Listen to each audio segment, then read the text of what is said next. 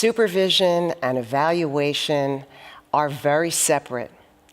How we supervise adults asks for a very specific set of skills. How is it that when I supervise, I might craft coaching questions that lead teachers to do some deep reflection about their craft? When an administrator goes into a classroom to observe, what do you look for? What's important to note? In what ways might somebody capture the actual learning that's going on in a classroom? What are the students doing? How do you know that they've learned something? That's part of the supervision process. The supervision process includes not just knowing how to observe, but once you have all of these observation notes, what meaning do you make of them?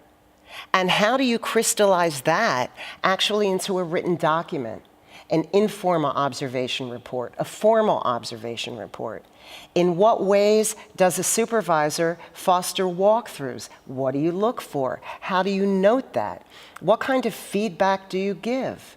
Skill sets having to do with descriptive feedback, skill sets having to do with written communication as well as verbal communication, skill sets that have to do with tone, body language, as this written and verbal communication is provided, are part of the skill set.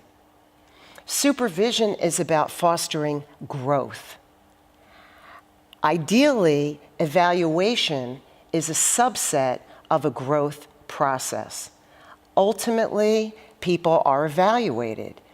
Is your teaching satisfactory, exemplary, good enough? Questions that supervisors and evaluators need to consider seriously is, how much mediocrity are you willing to sit with? What is your expectation of the level of excellence and expert instruction that should be present in every single classroom? Ideally, it's the supervision and evaluation work that makes sure that there is a high level of skillful instruction that is present in every single classroom, in every single school, every day. If that's not the case, the question remains, in what ways might you support your teachers to learn and grow to become those skillful instructors that you expect to see present in every classroom?